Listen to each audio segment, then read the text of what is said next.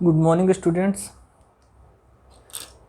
आज हम लोग प्रैक्टिकल ज्योमेट्री जो चैप्टर है, चैप्टर नंबर 4 क्लास 8 का, उसमें क्वाड्रिलेटरल का कंस्ट्रक्शन कैसे किया जाता है वो सीखेंगे। क्वाड्रिलेटरल के कंस्ट्रक्शन के लिए 5 स्पेसिफिक एलिमेंट्स उसके पता होने ज़रूरी हैं और उनका 5 स्पेसिफिक एलिमेंट के कुछ स्पेसिफिक सेट होते हैं जिन सेट के होने से ही वो यूनिक क्वाड्रिलेटरल कंस्ट्रक्ट किया जा सकता है। तो सबसे पहला सेट है हमारे पास, when the length of 4 side, जब 4 side and a diagonal are given, जब हमारे पास 4 साइड्स दी हों और डायगोनल दिया हो। अब एक क्वेश्चन आपके मन में मैं रखना चाहता हूँ, आपको उसमें सोचना है कि जैसे आपके सामने ए बी सी डी एक क्वाड्रिलेटरल जिसको हमें कंस्ट्रक्ट करना है दिया हुआ है, तो उसमें जो डायगोनल मिलने वाले हैं उनका नाम क्या होगा या डायगोनल को हम कैसे रिप्रेजेंट करेंगे। तो ये जो ए बी सी डी दिया हुआ है ये किसी न किसी स्पेसिफिक एक ऑर्डर में, एक सीरीज में दिया हुआ, एक ऑर्डर में दिया हुआ, एक सीक्वेंस में दिया हुआ है। ए के बाद बी उसका एडजेसेंट पॉइंट है, बी के बाद सी एडजेसेंट है, सी के बाद डी एडजेसेंट है और डी के बाद ए एडजेसेंट है, क्योंकि क्लोज फिगर है। इट मीन्स जब ए बी हम बोलेंगे तो वो डायगोनल नहीं हो सकता, बी सी हम बोलेंगे तो वो डायगोनल नहीं हो सकता अगर क्वाड्रिलेटरल का नाम ए बी सी डी है, क्वाड्रिलेटरल अगर ए बी सी डी है तो। बट ए सी यानी गैप दे करके ए टू जंप, ए के बाद जंप करके सी पर गए या बी से जंप करके डी पर गए, तो इट में बी और it will be the diagonal of that quadrilateral. तो नाम से थोड़ा सा आइडिया लगा सकते हैं। अब हम लोग इसकी लेंथ देखते हैं, जिसको हमें कंस्ट्रक्ट करना है उसका लेंथ क्या है। ए बी की लेंथ है 4.5 सेंटीमीटर, बी सी की लेंथ है 5.5 सेंटीमीटर, सी डी की लेंथ है 4 सेंटीमीटर और ए डी की लेंथ है 6 सेंटीमीटर। ए सी जो है डायगोनल वो लास्ट में दिया हुआ है 7 सेंटीमीटर का। सबसे पहले हम लोग क्या करते हैं कि हम लोग एक रफ स्केच बना लेते हैं। इसका रफ स्केच यहाँ पर मैंने बनाया हुआ है। इसकी मेजरमेंट इतनी नहीं है जो यहाँ पर दिया हुआ है, ऐसी मेजरमेंट का नहीं है, लेकिन इसके जो सीक्वेंस है पॉइंट्स का वो जो ए बी सी डी का होना चाहिए वैसा ही सीक्वेंस है क्वाड्रिलेटरल का। और दूसरी चीज़ मैंने थोड़ा सा ट्राई किया है कि लगभग जैसे जो लेंथ इसमें बड़ी दी गई है उसको मैं यहाँ पर बड़ा मेजरमेंट में करूँ और जो उससे छोटा दिया गया तो उसको उस तरीके से छोटे मेजरमेंट में करूँ। तो मुझे जो बनने वाला कंस्ट्रक्शन होने वाला क्वाड्रिलेटरल जो बन के आएगा उसका एक मॉडल मिल जाएगा कि लगभग ये इस तरीके से इस शेप का दिखना चाहिए। ठीक है, तो now we start with the measurement of diagonal. सबसे पहले हम डायगोनल का के लिए कंस्ट्रक्ट करते हैं। यहाँ पर एक पॉइंट और बच्चों से कहना चाहूँगा कि देखो, जैसे मैंने अभी कर रखा है कि मैं आप लोगों के लिए बनाने के लिए कर रहा हूँ, मेरे पास टाइम है, बट फिर भी ये मेरे राउंडर पर एक पेंसिल लगी हुई है, अटैच है, छिली हुई, शार्प की हुई, और उसके साथ ये अलग से यूज़ करने वाली। और वैसे तो पूरे का पूरा डिब्बा ही रखा हुआ है, इसका पूरा बॉक्स रख के बैठा हूँ, बट फिर भी आपके पास ये रहना चाहिए क्योंकि आपका टाइम सेव करता है, टाइम सेव करता है आपको, उसका एक प्रिपरेशन है ये।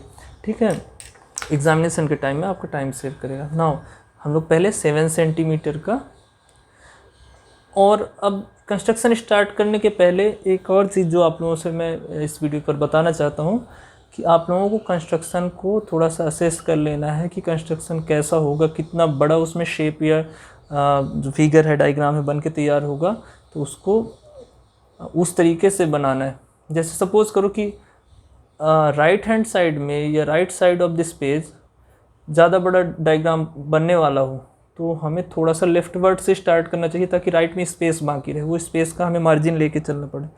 और अब जैसे मैं डायगोनल से सबसे पहले स्टार्ट करूँगा तो डायगोनल जहाँ भी बनेगा उसके दोनों तरफ कंस्ट्रक्शन होगा हमें, तो हम लोगों को डायगोनल थोड़ा सा बीचों बीच बनाने का ट्राई करना है।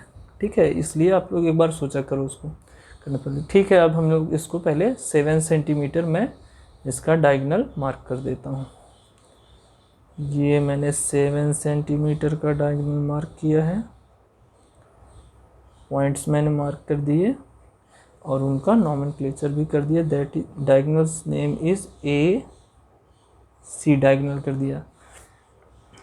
अब इस डायगोनल ए सी के अबो साइड पर, ऊपर की साइड पर सपोज करो मैं पॉइंट बी चाहता हूँ, ये पॉइंट बी के लिए मैंने रफ डायग्राम में बना रखा है, तो हो सकता है कि मुझे पॉइंट बी मिले। तो हम ये असेस करते हैं। तो अब ध्यान से देखना है कि आपके कौन कौन सी साइड जिनकी लेंथ दी है उसमें बी पॉइंट आ रहा है। सो ए बी और बी सी में बी पॉइंट आ रहा है, दो साइड्स हैं ए बी और बी सी। मीन्स अगर बी पॉइंट हमारा इस साइड होगा तो लेंथ ए बी और लेंथ बी सी के लिए हमें आर्क ड्रॉ करना पड़ेगा। तो हम लोग आर्क उसी मेज़रमेंट का ड्रॉ करते हैं जो गिवन मेज़रमेंट है। पहला मेज़रमेंट ए बी का दिया हुआ, दैट इज़ 4.5 सेंटीमीटर। हम लोग स्केल पर और ये नीडल रख कर के, ज़ीरो पर नीडल रख कर के और स्केल पर 4.5 के लिए लेंथ को सेट करते हैं। तो ए से बी के लिए 4.5 और उसका आर्क हम लोग ड्रॉ करते हैं। सॉरी, ये कैमरा बीच में लगा है मोबाइल, इसलिए मैं आपको उसको मैं बाद में इरेज कर दूंगा, ठीक है। इट इज ये कैमरा बीच में होने के कारण बहुत ये मैं अच्छे से नहीं ड्रॉ कर पा रहा हूँ, क्योंकि ये आपको फिर दिखने में दिक्कत हो है। तो ए बी के लिए मैंने आर्क ड्रॉ किया है, फिर बी सी के लिए 5.5 का आर्क ड्रॉ करना है। अब हम 5.5 मेजरमेंट कर रहे हैं।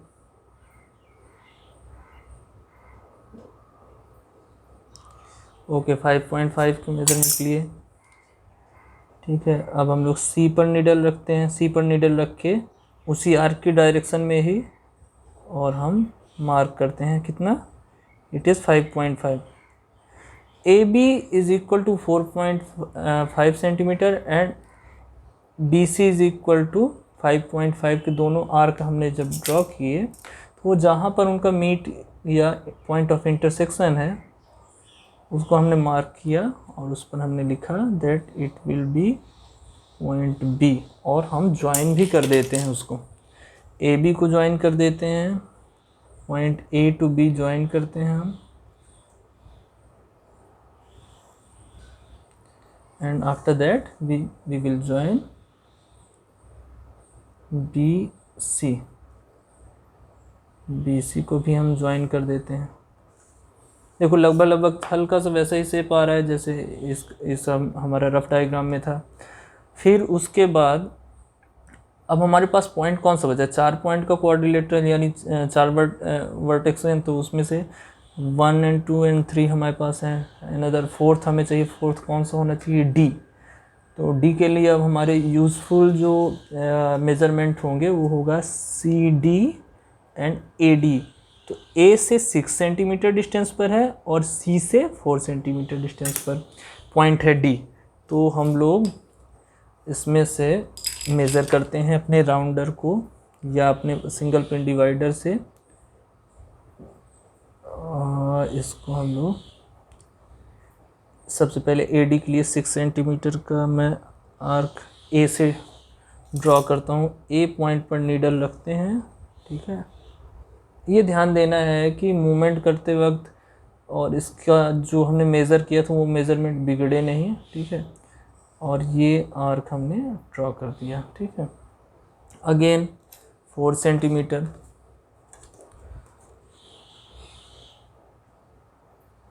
It is 4 centimetre. 4 सेंटीमीटर हमने इससे मेज़र किया।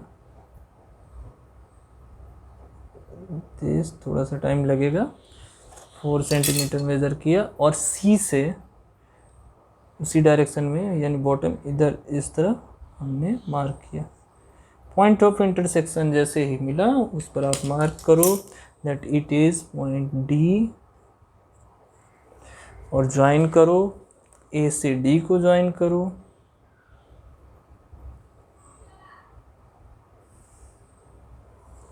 और सी से डी को ज्वाइन करो।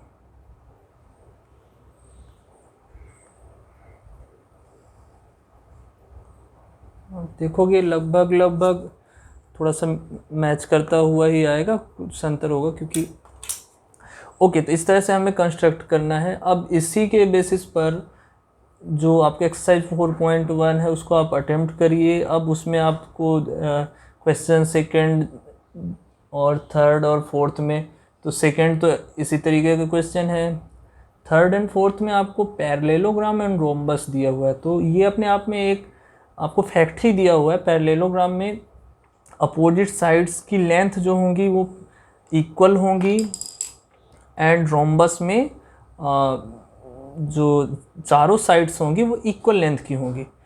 तो आपको उसमें से ये नहीं लगना चाहिए कि इसमें साइड्स की वैल्यू कम दी हुई है, डायगोनल तो दिया हुआ है पर साइड्स की वैल्यू कम दी हुई है।